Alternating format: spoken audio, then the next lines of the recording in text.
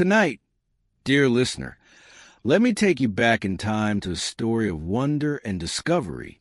It's a tale of how something as simple as sand and fire gave birth to glass, a material that would light up the world. But on this quiet night in the ancient desert, no one could guess what was about to happen. Long ago, around 3,500 years before our time, in the hot sands of Mesopotamia, there lived a young potter named Kale. Mesopotamia was a land between two great rivers, where the sun burned bright during the day and the stars twinkled like distant fires at night. The people there built homes from mud bricks and shaped tools from clay. Kale's village was small, nestled near the banks of the Euphrates River, where the water flowed steadily and the air carried the scent of earth and smoke. Kale was a strong young man with calloused hands from working the clay. Every morning, he rose with the sun, walking across the hot sand that stuck to his feet like a second skin. He spent his days at the workshop, kneading wet earth into pots and bowls. His wise mentor, an old craftsman named Zara, guided him. Zara had gray hair like ash in the kiln and eyes that held the secrets of fire and earth. "Remember, Kale," Zara would say in his deep, steady voice, "the flame can create or destroy. It all depends on how you tend it." Together, they fired their creations in a simple oven made of stones, watching as the heat turned soft clay into hard vessels. Kale dreamed of making something more beautiful, something that could capture the light of the sun. But life was predictable, like the rising and setting of the moon. He did not know that this evening, as he stirred the embers of the fire, something strange and shimmering would appear in the ashes, something that would change everything forever. The desert wind whispered softly over the dunes, carrying hints of the unknown. Kale felt a quiet pull in his heart, a sense of wonder waiting just beyond the flames. Every day in the village followed the same rhythm, like the steady flow of the Euphrates River. Kale would wake to the sound of birds calling from the reed beds, their songs mixing with the low hum of village chatter. He walked the familiar path to the workshop, his feet crunching on the sand underfoot, sand that was everywhere, fine and golden, warmed by the relentless sun.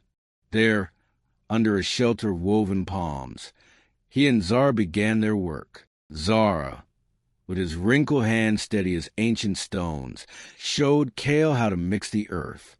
"Take the sand on the riverbank," Zara said, his voice deep and calm. "Add the ash from burned plants.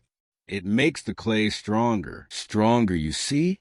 They kneaded the wet mixture together, shaping it into pots, bowls, and jars for villagers. Kale pressed his thumbs into the soft clay, feeling it give way under his touch. Hands kneading wet clay, that was his life, day after day. The shapes rose smoothly at first, simple and useful, but then came the firing. In the kiln, a stone oven built into the earth, they stacked their creations and lit the fire. Smoke rose in thick curls, twisting toward the sky like gray serpents. The heat grew intense, turning the air wavy and hot, very hot. But too often, as the flames danced, cracks appeared. A sharp snap would echo, and a pot would split open, ruined. Kale's frustration built like a gathering storm. "Why do they break, Zara?" "Every time, the same problem," he asked one afternoon, wiping sweat from his brow. Zara paused, his eyes thoughtful. "The earth has its limits, Kale. Push too hard and it fights back. Fire is a friend, but also a wild beast." But Kale could not let it go. He longed for something more, something beautiful and lasting, that would hold the light instead of hiding in shadow. Longing filled his thoughts, a quiet ache in his chest. At night, when the village slept under the starry blanket, Kale returned to the workshop alone. Flickering torchlight at dusk cast long shadows on the walls as he experimented in secret. He added more ash, more sand, stirring the mixture with a wooden stick. The fire crackled softly, its glow reflecting in his determined eyes.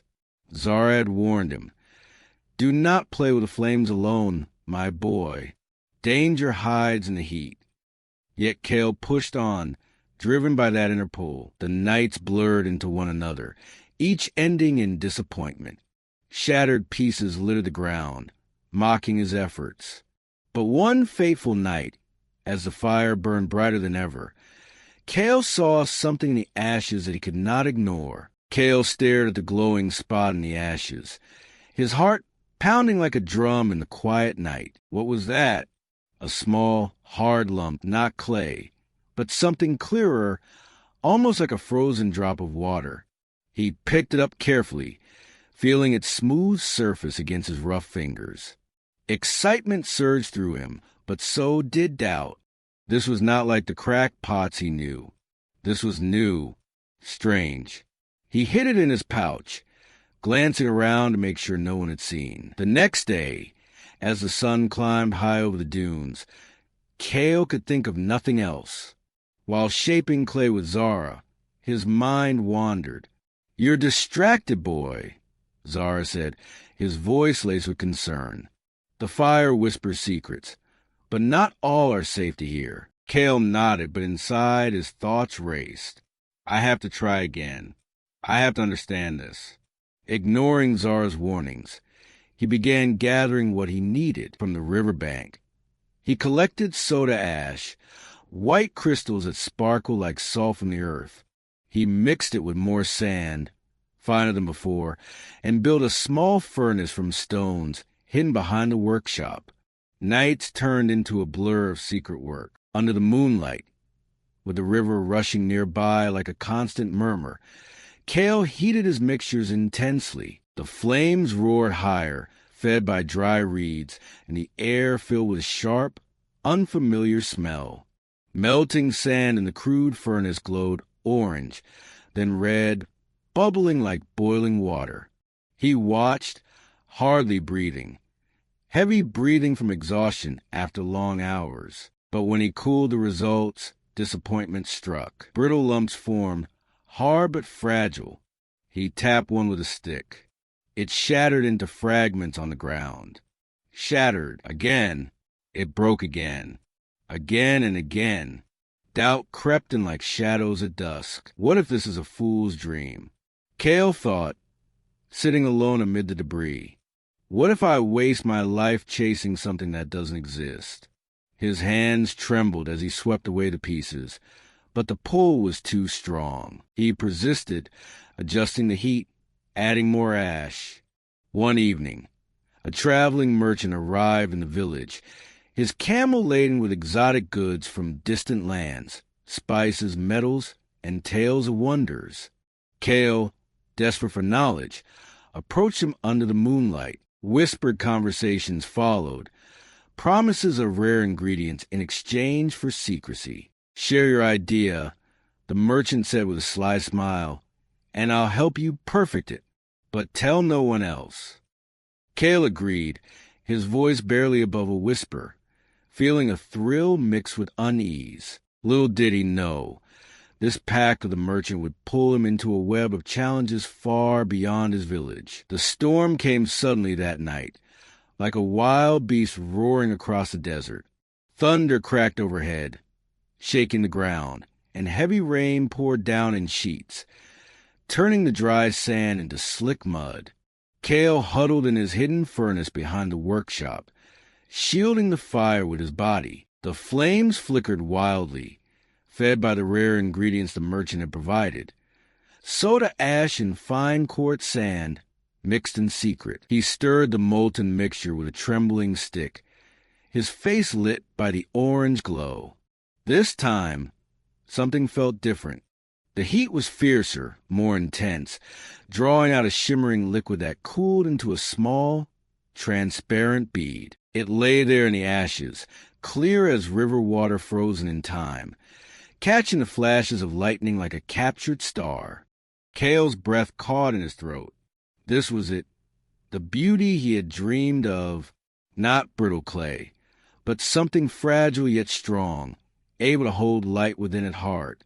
He reached out, holding the bead in his palm, shimmering, magical, but joy turned to alarm as footsteps splashed through the rain. The merchant appeared, his cloak dripping, eyes wide with greed. "What have you made?" he demanded, his voice cutting through the howling wind. Before Cale could answer, the merchant snatched the bead, examining closely. "This is mine now. Our pact. You shared the idea, and I gave the secrets. The world will know me as its creator." Betrayal hit Cale like a thunderbolt. "No," he protested, his voice rising over the storm. "This came from my hands, my night's work." But the merchant laughed coldly, tucking the bead away. "Foolish boy, power like this belongs to those who seize it." He turned to leave, calling for guards from the village edge. Panic surged through Cale. If he stayed, he would lose everything, his discovery, his freedom.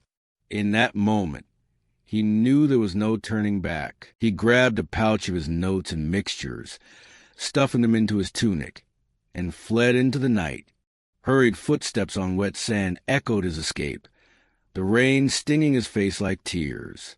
He reached Zara's hut, pounding on the door. The old man opened it, his face etched with worry under flickering lamplight. "Cale, what have you done?" Zara asked, pulling him inside. Cale explained in rushed words, the bead, the merchant's claim. Zara's eyes darkened. "You played with fire, and now it burns. Go to Egypt, where artisans honor new crafts. But remember, knowledge is a double-edged blade. It can cut you as deeply as it creates." They shared a tearful farewell embrace, Zara pressing a small amulet into Cale's hand for luck. "Be careful, my son. The world beyond is vast and unforgiving." As Cale slipped away into the fading storm, heading toward the distant lands of Nile, a mix of fear and determination burned in his chest. Fear of the unknown, determination to protect his creation. By the time the sun rose, nothing in his life would be the same. As he crossed the desert alone, Cale wondered if the fragile beauty he carried would survive the trials ahead. Cale stepped into the vast desert, the sun beating down like an unrelenting hammer. His pouch held the precious notes and a few shimmering beads, remnants of his discovery. Fragile as a dream, the journey to Egypt stretched before him, days turning into weeks under the endless sky. Sand dunes rose and fell like frozen waves, and the wind howled, whipping grains against the skin. Weary, so weary, his feet blistered on the hot ground, each step a test of will. The journey continued, one painful stride after another. At first, hope fueled him. He imagined sharing his secret with the great artisans of the Nile, where pharaohs built wonders from stone and gold. But the desert was merciless. Water grew scarce. His skin cracked like old clay, and mirages teased him with false oases. One night, as stars wheeled overhead, temptation whispered in his ear. "Sell the beads to a passing caravan," it said. "Trade knowledge for safety, for a soft bed and full belly." Cale clutched his pouch tighter, shaking his head. "No," he thought. "This is bigger than me. I must endure." Then came the sandstorm, a swirling monster of dust and fury. Clouds of sand blotted out the sun, turning day to choking darkness. Wind screamed, tearing at his cloak and scattering his tools across the dunes. He huddled behind a rock, eyes stinging, lungs filled with grit. Everything lost, his hammer, his small furnace pieces, buried in the shifting sea. Despair washed over him like a flood. Why continue? He wondered, tears mixing with the sand on his face. The storm raged on, hour after hour, until he felt broken, ready to surrender. But as the winds died and the sun pierced through, Cale spotted a glimmer in the distance, a true oasis, palm trees swaying by a spring. There, he met a kind scribe serving a pharaoh's court, a man with ink-stained fingers and eyes full of ancient wisdom. "You carry fire's child," the scribe said softly, examining a surviving bead. "Over dates and cool water, he shared secrets of pigment from the earth. Cobalt for blue, copper for green." Renewed spark ignited in Kale. He experimented by the Nile's murmur, the soft waves lapping at the banks. Vibrant blue glass beads emerged from his makeshift fires, stronger, more colorful. Echoing hammer strikes rang out as he shaped them. Trial by trial, the journey continued, hope flickering amid doubt. He pressed on, refining his craft with artisans who first mocked but slowly marveled. Yet, as he approached the grand cities of Rome, a greater confrontation loomed that would define glass forever. Cale arrived in the grand city of Rome under a sky heavy with clouds, the air thick with the sense of bread baking and metal forging. The streets buzzed like a hive, filled with merchants shouting their wares and chariots rumbling over stone roads. He had heard tales of this empire, where builders raised marble temples that touched the gods, and artisans crafted wonders from bronze and gold. Now, after a month of travel along dusty trade routes, he sought out the workshops where fire and skill turned raw materials into art. His pouch held fewer beads now, each one a reminder trial survived, but his knowledge had grown, like glass refined in the flame. In a bustling workshop near the Forum, crowded with hammers clanging and apprentices rushing about, Cale met Lucius, a master blower with arms like twisted ropes and a scowl etched deep into his face. Lucius was known for shaping hot metals into vessels, but he mocked Cale's fragile beads at first. "What is this toy?" he boomed, holding one up to the light. "It shatters like a coward's promise. Show me something real, wanderer, or leave my forge." The challenge hung in the air, thick as smoke. Cale felt desperation rising, his heart pounding amid the marketplace shouts outside. What if it all crumbles like before? He thought, his mind flashing back to shattered lumps in the desert sand. But he could not turn away. This was the peak, the moment to prove glass's power or fade into forgotten dust. With sweat on his furrowed brow, Cale gathered his tools, a long iron pipe, sand, ash, and pigments from his journeys. The furnace roared, molten glass glowing like liquid fire at the pipe's end. Lucius watched, arms crossed, as Cale blew gently, inflating the mass like a bubble, slowly, carefully, the shape expanding into a vessel. The air hummed with shattering tension, every breath a risk. "It will break," Lucius sneered, his voice cutting through the heat. Like all weak things, Cale's hands shook, but he pushed on, thinking, "I have come too far, fail now. This must hold." In a surge of resolve, he sacrificed his last bead, melting in to add clarity. The glass cooled, forming not just a cup, but a flat pane, clear as a mountain stream, the first window that let light pour through without distortion. A triumphant gasp escaped the apprentices. Lucius's scowl softened into awe. "By the gods," he muttered, touching the pane. "It endures." He clapped Cale on the back, becoming an ally in that instant. But Cale knew the true test lay ahead.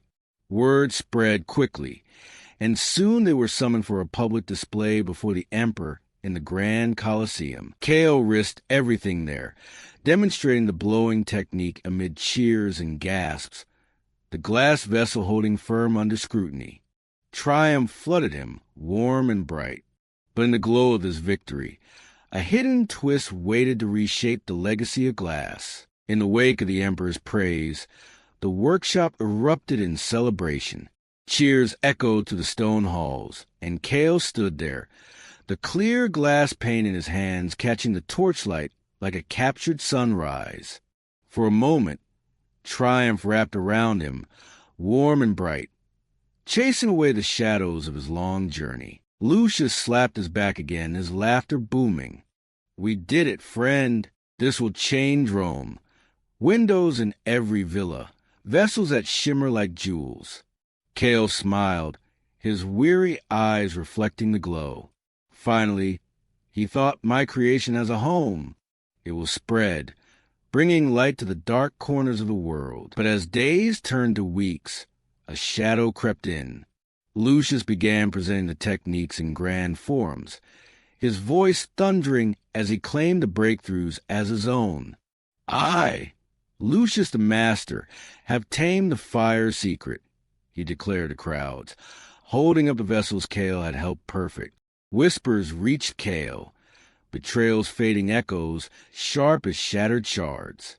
One evening, in the dim workshop haze, Lucius confronted him. You are a wanderer, Cale. The Empire needs a Roman hero. Take your beads and go quietly or face the guards. Pain stabbed through Cale like a hot iron. How could this happen? He wondered, his fists clenched. I poured my soul into this, only to be cast aside, forced into secrecy. Cale gathered his notes one last time. He slipped away from Rome under the cover of night, his quiet footsteps on the homeward path blending with the rustle of olive leaves. The journey back was long, but his heart carried a new wisdom. Glass was fragile, yet strong. It could break under pressure, but in the right hands it endured, transforming sand into something eternal. As he traveled, he shared fragments of knowledge with humble artisans in hidden villages, whispered lessons on blowing and coloring, passed like sacred flames. Years later, Cale returned to his Mesopotamian home, older and wiser, his hair streaked with gray like ash.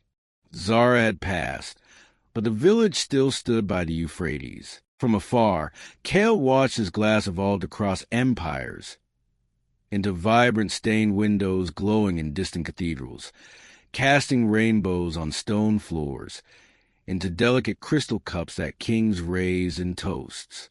Soft dawn light through a window warmed his simple hut each morning. He sighed a peaceful sigh of reflection, knowing his creation lit the world, even if his name faded like mist. And so, the story of glass lived on, whispering secrets to those who listened closely. Now, let us walk through the tale once more, like tracing a path in the sand. It is a simple story of discovery and change. Long ago, in the hot desert of ancient Mesopotamia, a young potter named Cale lived by the river. Cale worked with clay every day. He shaped pots and bowls. His mentor, Zara, was old and wise. Zara taught him about fire and earth. Fire can create, Zara said. Together, they built kilns and watched the flames. But Cale felt restless. He wanted something more beautiful. Pots cracked in the heat. They broke easily. Cale experimented at night. He mixed sand and ash. One night, in the fire's glow, he found a clear bead. Cale discovered glass. Glass, shimmering and new. Frustration grew. Cale ignored Zara's warnings. He gathered rare ash from the river. His attempts failed. Brittle lumps shattered. Again and again. Then a merchant came. Cale shared his secret for help, but the merchant stole the idea. A storm hit that night. Thunder roared. Cale fled with his notes. He left his village. Fear and hope mixed in his heart. He journeyed to Egypt. The desert was hard. Sandstorms destroyed his tools. He almost gave up, but at an oasis, a kind scribe shared secrets. Cale made colorful beads, blue and green. He refined his craft. The journey continued. Cale went to Rome, grand cities with stone streets. There, he met Lucius, a master blower. Lucius mocked him at first. Your glass is weak, he said. In the workshop, Cale blew glass into shapes. A vessel, a window, clear and strong. Success came. The emperor praised it, but betrayal followed. Lucius claimed the invention. It is mine, he said. Cale left in secret. He shared knowledge with others. Quietly, Glass spread into windows that glowed, into cups for kings. In the end, Cale returned home. Older, wiser, he watched glass light the world. Glass was fragile, yet strong. It taught that small beginnings can grow into lasting beauty. And so, the history of glass whispers on.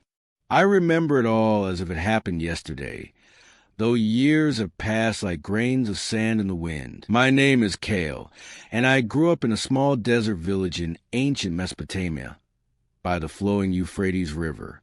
Life was simple then. I woke each morning to the sun's warm glow, my hands sinking into wet clay as I shaped pots and bowls. I worked with Zara, my wise mentor. He taught me everything: how to mix earth and ash, how to tend the fire. Fire is both friend and foe, he would say. But I felt restless and longing for more. The pots we made cracked too easily. They broke in the heat. I wanted something stronger, something that could capture light. One night, alone by the flickering flames, I mixed sand and ash in new ways. The fire burned hot, very hot, and there, in the ashes, I saw it, a clear, shimmering bead. Glass. I discovered glass. My heart raced with excitement, but doubt followed. I experimented more, ignoring Zara's warnings. I gathered soda ash from the riverbank, heated it intensely. Failures came, brittle lumps that shattered again and again. I felt tired, so tired. Then a merchant arrived, promising help. I shared my secret, a mistake that burned deep. A storm raged that night, thunder cracking like breaking stone. The merchant stole my bead, claiming it as his. Fear gripped me. I fled with my notes, leaving everything behind. The desert journey to Egypt was endless. Sand in my eyes, blistering feet, a storm that buried my tools. I almost gave up, thinking, this dream will break me. But at an oasis, a kind scribe shared ancient secrets. I felt hope again. I made colorful beads, blue like the sky, green like the Nile, vibrant, alive. I refined my craft, trial after trial. Then I traveled to Rome, grand and noisy. I met Lucius in his workshop, hammers echoing like my heartbeat.